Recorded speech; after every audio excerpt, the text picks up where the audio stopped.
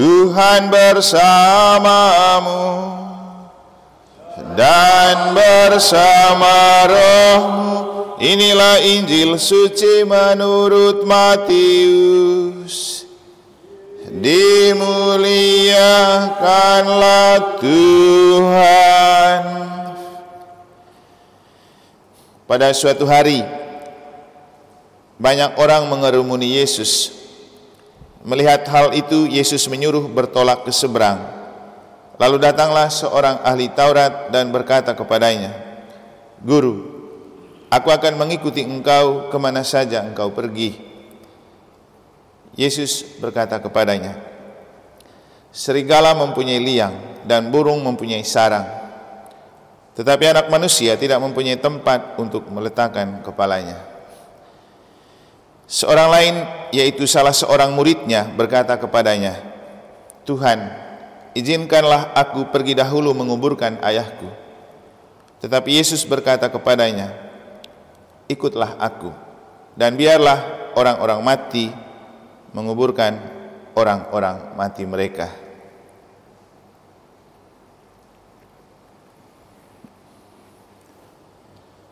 Demikianlah sabda Tuhan. Terpujilah Kristus.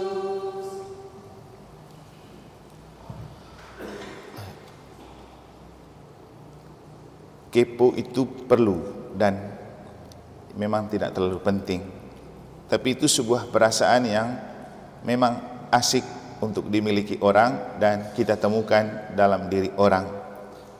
Karena kepo itu berarti ingin tahu sesuatu yang orang sudah tahu, atau penasaran dengan sesuatu yang ingin sekali kita tahu tetapi kita belum tahu. Para suster, Bapak Ibu, saudara-saudari, adik-adik dan anak-anak sekalian yang saya kasih dalam Tuhan, mendengar cerita Injil, rasanya kita perlu kepo juga untuk mencari tahu.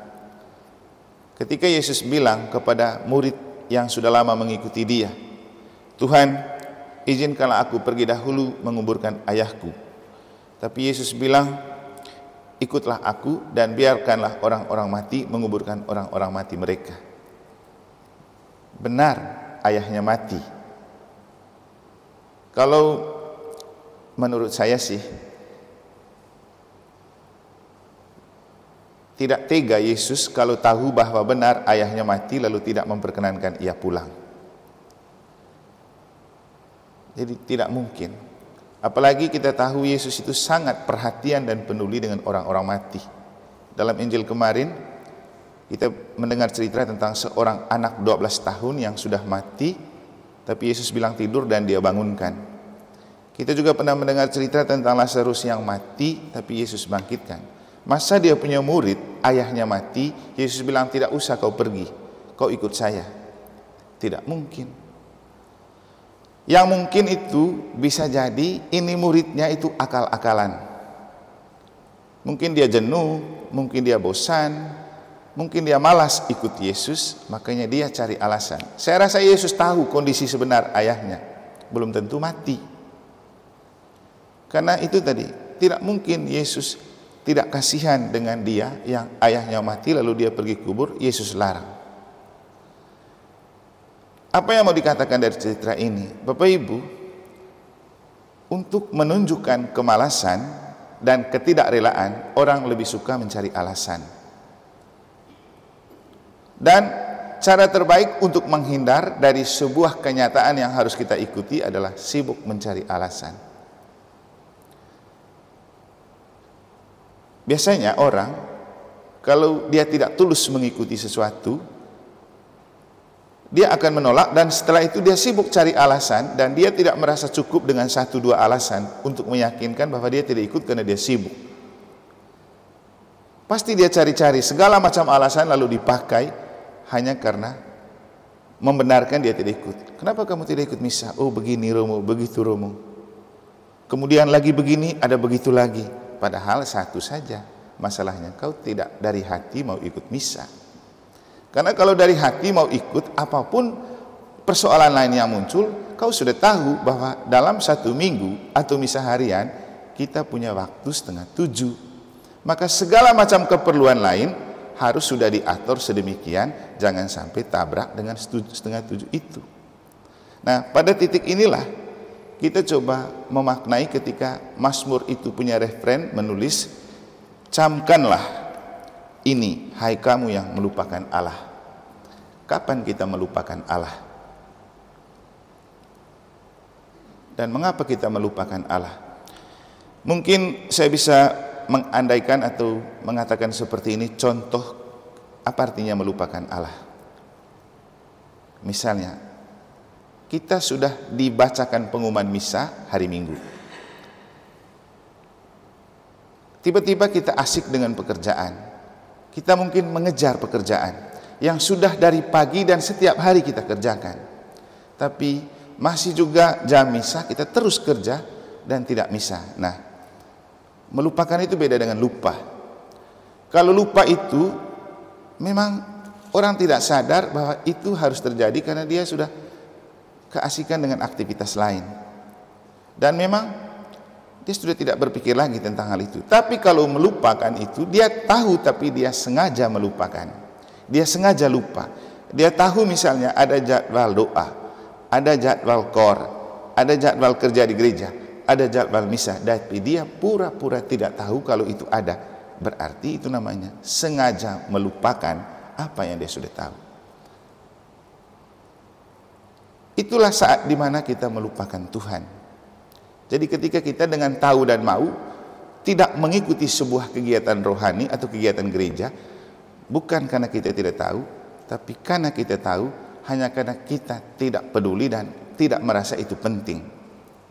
Melupakan doa juga melupakan Tuhan, karena doa itu kesempatan kita bertemu dengan Tuhan.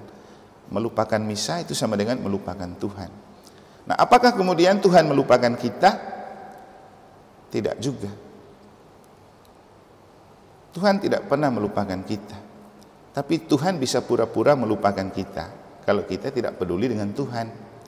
Dan inilah yang mau ditegaskan oleh Tuhan dalam bacaan pertama yang kita dengar. Sudah Tuhan bantu mereka, sudah Tuhan selamatkan mereka, masih juga mereka ingkar janji, masih juga mereka tidak taat. Nah, Bapak Ibu, cerita tentang ahli Taurat yang dijawab oleh Yesus bahwa anak manusia tidak punya tempat untuk meletakkan kepala, serigala mempunyai liang, burung mempunyai sarang. Kenapa Yesus jawab begitu? Karena dia tahu yang tanya ini bukan orang sembarang. Yang tanya ini ahli Taurat. Dan dalam kenyataan ahli Taurat selalu tidak suka dan tidak sejalan dengan Yesus. Mereka selalu bersekongkol dengan orang Farisi. Maka ketika dia bilang, Guru, aku akan mengikuti engkau kemana saja engkau pergi, Yesus itu cerdik. Yesus itu cepat membaca pikiran orang. Sehingga ketika Yesus menjawab, serigala mempunyai liang, burung mempunyai sarang, anak manusia tidak punya tempat untuk meletakkan kepala. Kenapa? Yesus mau selamatkan diri dari kemungkinan ada niat buruk dari ahli Taurat. Karena kemana saja engkau pergi, aku akan mengikuti engkau. Nah, dia ikut ini benar tulus atau hanya untuk cari kesempatan Yesus berada di mana? Karena ahli Taurat sering tidak suka dengan Yesus. Jadi mungkin sebuah jebakan begitu. Juga supaya dia memata-matain Yesus ini ada di mana, lagi sama siapa, supaya itu dijadikan bahan cerita dan gosip. Yesus tahu itu. Makanya Yesus tidak memberikan jawaban pasti. Yesus cuma bilang, serigala mempunyai liang, burung mempunyai sarang, anak manusia tidak punya tempat untuk meletakkan kepala. Artinya Yesus tidak menjanjikan dan menjamin dia punya tempat tinggal tetap. Takut nanti diikut terus sama itu orang ahli Taurat. Dan Yesus juga tahu ahli Taurat itu sudah tahu banyak cerita di dalam kitab suci tentang Yesus. Jadi dia lebih ke pura-puraan begitu. Itulah tadi kenapa kita bilang kita perlu kepo dengan jawaban Yesus. Karena jawaban Yesus itu tidak mencerminkan apa yang secara harafiah kita pikirkan. Jadi selalu mengandung arti dan makna. Dan ada sesuatu yang mau bisa kita maknai. Nah, dalam hal inilah Bapak Ibu, ketika seksi keluarga bilang ke saya beberapa hari lalu, Romo, kapan Romo ada waktu untuk beri tema tentang spiritualitas perkawinan? Saya sih berpikirnya begini, sudah berapa kali kita kasih KPP tentang spiritualitas perkawinan? kita sudah mengharapkan dan mengajarkan apa arti spiritualitas dan bagaimana memeliharanya. Tapi faktanya setelah menikah orang hilang. Karena bicara spiritualitas itu tentang hidup rohani. Dan hidup rohani ini bukan tentang teori, tapi praktek hidup. Maka saya bilang, suruh saja mereka ikut misa harian. Karena spiritualitas itu roh yang menjiwai hidup perkawinan, dan itu harus dipelihara dalam kehadiran, dalam misa, dalam doa. Percuma saya kasih teori berjam-jam, setelah itu orang tidak berdoa, orang tidak misa, kan bubar. Saya masih ingat baik ketika salah satu pasutri dan beberapa temannya ikut katekesi persiapan perkawinan tentang spiritualitas. Setelah itu saya suruh mereka tolong mampir di gua untuk berdoa sebelum pulang. Saya lihat ada yang tidak mampir berdoa, mereka pulang saja. Hasil akhirnya tidak jadi menikah, batal. Jadi itulah spiritualitas. Jadi bagaimana kita memelihara hidup rohani supaya roh itu bekerja di dalam hidup perkawinan kita. Jadi roh perkawinan itu tidak bisa bekerja kalau tidak pernah ikut kegiatan rohani. Kenapa kemudian hidup perkawinan itu banyak rusak? Kenapa? Ke gereja hanya untuk dapat berkat nikah, setelah itu hilang. Padahal itu benih cinta yang ditaburkan dan diselimuti oleh kasih Allah, dan di mana-mana hukumnya, apapun yang baru kita taburkan harus dijaga dan dipelihara sambil membiarkan Allah memberikan pertumbuhan. Orang nikah kita kasih roh Allah dalam janji pernikahan, dibalut dengan stola, dikasih berkat. Juga ada doa pernikahan. Itu pencurahan roh, dan itu adalah benih-benih roh yang ditaburkan Tuhan untuk merawat hidup perkawinan. Merawat hidup perkawinan. Di mana-mana namanya perawatan itu harus rutin untuk dipelihara. Kita rawat muka, harus rutin ke salon. Kita rawat rambut, rutin ke salon. Kita perawatan kulit, harus kosmetik. Bahkan saya dengar ada orang yang demi perawatan kulit mau juta-juta harganya dia tetap beli demi perawatan kulit supaya tampak kinclong, shining brightly, glowing. Tapi untuk kau punya rohani, kau keluarkan uang berapa? Dan kerohanian tidak bisa dibeli dengan uang, hanya dengan kehadiran. Nah, inilah maknanya ketika kepada muridnya sendiri Yesus bilang, ikutlah aku, biarkan orang mati menguburkan orang mati. Bukan karena ayahnya benar-benar mati, tapi Yesus mau fermak hidup rohaninya, bahwa kalau mau menjadi murid Yesus harus ikut, tidak bisa setengah-setengah, tidak bisa hanya label saja saya murid Yesus tapi tidak ikut misa, tidak ikut doa. Itu maksudnya. Semoga kita tidak melupakan Allah, karena Allah tidak pernah melupakan kita. Semoga kita tidak lebih suka mencari alasan sampai bahkan menjual orang tua hanya karena kita mungkin bete, jenuh, atau tidak tulus mengikuti Yesus. Semoga roh Tuhan bekerja di dalam diri kita supaya kita selalu memelihara kerohanian, spiritualitas hidup dengan kehadiran dalam misa, doa, dan apapun bentuk kegiatan rohani. Semoga Tuhan memberkati.